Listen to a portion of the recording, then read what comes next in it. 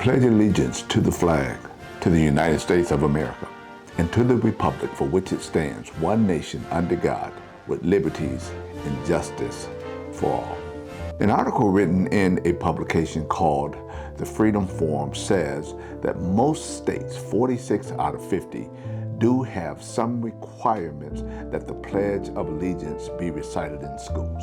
These requirements usually state that the school must set aside time during which students could be led in the pledge, or else the school could be penalized. In most states, there are stated exemptions or requirements that schools remind students that they cannot be forced to say the pledge. In 4 states, Florida, Pennsylvania, Texas, and Utah, there must be permission from the parent or guardian to opt out of saying the Pledge of Allegiance.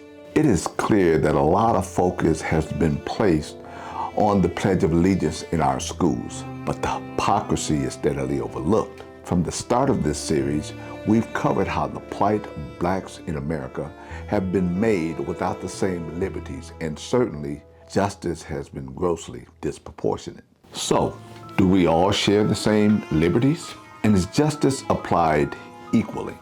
The American Civil Liberties Union released an article in September 2010 that stated, in the modern era, a subtle but equally pernicious form of institutional racism became known as driving while black. Although it had nothing to do with drugs, I do want to speak on one of my own personal experiences that happened several years ago after I retired from the military. I purchased a home in a golf course community.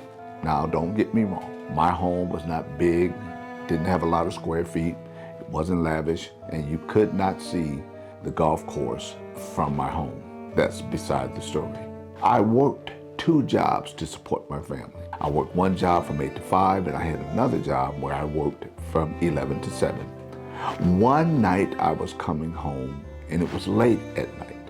The car I had at that time was a very old car. It wasn't attractive. It wasn't one of your later versions. But I turned into my community, and a policeman turned behind me. He then flashed his lights and he stopped me. He then asked if I could show my driver's license. I asked, "Why did you stop me?" He refused to tell me why he stopped me, and I in turn refused to give him my driver's license.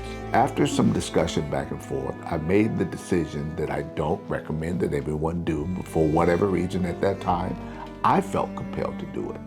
But I told that police officer, if he was not going to tell me why he stopped me, then he could follow me, but I was going to put my car in drive and continue on my way.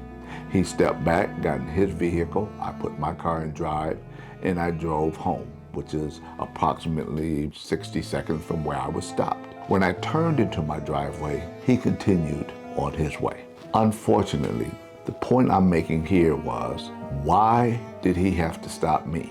I lived in that community, so what was his reason?